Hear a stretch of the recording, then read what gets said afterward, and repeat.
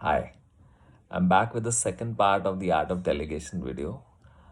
This time, as I promised, I'll talk about the skill part of delegation. Whatever I'm going to share today is based on my own professional experience. My experience as a leadership coach, I've had the good fortune of being one for a couple of years now, and whatever I've learned from a lot of other senior leaders. Before I talk about delegation, I want to talk about motivation.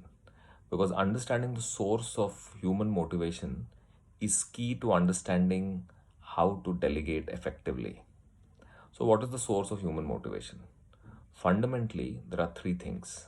There is autonomy, which allows you to do things in a certain way. There is mastery, which is becoming good at something. And there is purpose, which is having a mission to do things and to achieve this larger purpose, right? Now, let's get to delegation based on our understanding of motivation. Delegation has three phases. The first part is the preparatory part. In this phase, you have to first decide what is that you want to delegate. This depends on the list of things which you are doing or want to do. Out of that list, you have to first decide what are the things that you should be doing in your current role and what are the things that you need to be delegating. While you're making this list, you also have to keep in mind the strengths and weaknesses of the people who you are going to delegate to. Because if a person is not at all ready for something, then delegation is going to fail.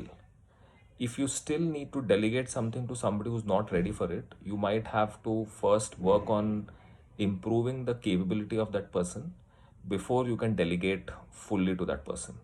Otherwise, you should decide on delegating based on their current capabilities and their current strengths and weaknesses. So you first have the list of tasks which need to be delegated.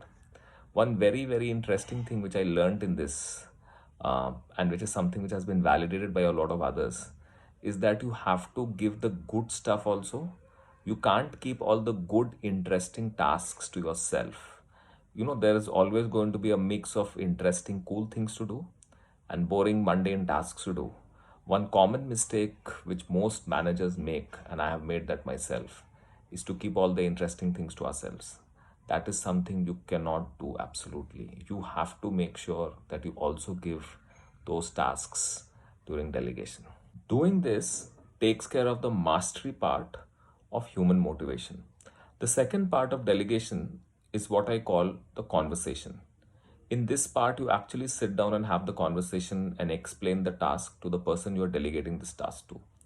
This phase also has three elements. The first element is context setting. You have to really do a very good job of explaining why this task is being given to that person. What is the importance of the task? What is the impact this task is going to make? And how it is connected to the larger organizational purpose. This also kind of takes care of the purpose part of human motivation. The second element is expectation setting. You have to do a very good job of explaining what success and failure will look like, what is actually expected in this task, what is the outcome and the input metric, so that that person has a great understanding of what is exactly expected of him or her in doing that task. The third element is to give them decision making principles. And this is where the ownership element comes in, right? Because there will be a lot of small and big choices to be made while that person is doing the task.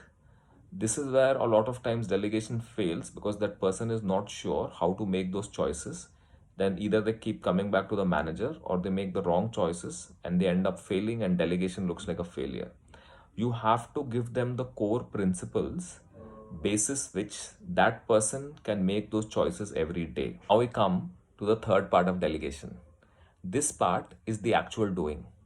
This also has three elements. The first element is what I call the dress rehearsal. One easy way to understand this is to think of how we teach driving to people, right? You first teach them the basic principles, the theory, while the car is stationary, right? The car is not even moving. Then you take them out in a field, right, where they don't have to worry about traffic lights, they don't have to worry about incoming traffic, they don't have to worry about anything, right? They can drive freely, they can get a handle of the gear, the accelerator, the steering, etc., etc.